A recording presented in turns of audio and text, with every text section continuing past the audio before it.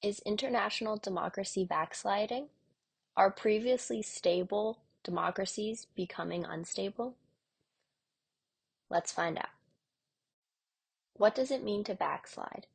Democratic backsliding is the process of regime change towards autocracy in which political power becomes more arbitrary and repressive. It weakens democratic institutions such as peaceful transfers of power or freedom of speech. They used to happen mainly through coups, but now they happen mainly through elections. From the nativist Brexit vote to the election of Donald Trump in the United States and the global rise of authoritarian leaders, democracies worldwide are struggling to maintain their commitments to pluralism, tolerance, and equality. What are the characteristics of a backslide? Free and fair elections are degraded. Liberal rights like freedom of speech, press, and association decline.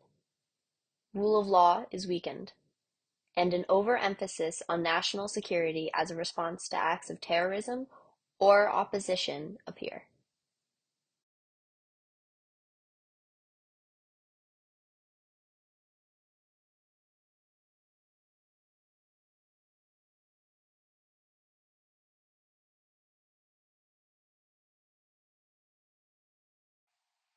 Poland was the fastest autocratic democracy from 2010 to 2020. There is two historical reasons for that. The rise of the Law and Justice Party slash the PIS Party and the subsequent overhaul of established judicial and institutional procedures. Upon coming into power, the PIS Party moved to consolidate many rights granted to the Polish people under the guise of reform to the system. Much of this reform has been strictly revolved around stripping power from opposition and making it more difficult for opponents to get into office. Then the party started with the censorship of independent journalists on national television. As a result, the news in Poland has become almost complete propaganda and dissent gains no traction. With the media in their pocket, the PIS party then moved to produce reform in the judiciary system. Leading up to this and previous elections, incumbent President Andrzej Duda and his party fostered populist views amongst the public and increased division amongst people, and on several previously uncontroversial issues created more division. However, Poland did just have an election where the Law and Justice, or PIS party, only secured 35.4% of the vote, which is 194 seats, which means they are no longer the majority. However, keep in mind that President Duda still has the veto power of legislation. The United States. In 2020, then President Trump, knowing he lost, refused to concede and instead sought to subvert the vote counting and the certification process. In his presidency, the U.S. saw substantial expansion of executive power and serious efforts to erode the independence of civil service. There was also serious questions about the impartiality of judiciary that President Trump put into place.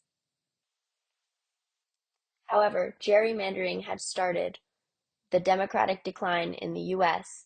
before 2020.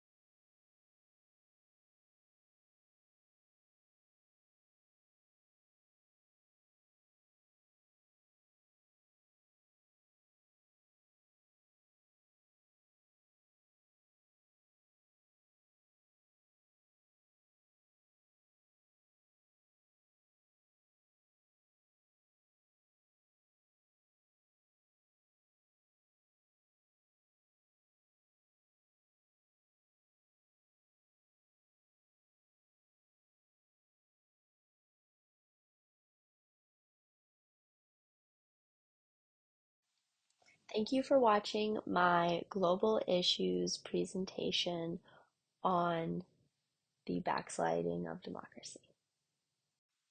These are my sources.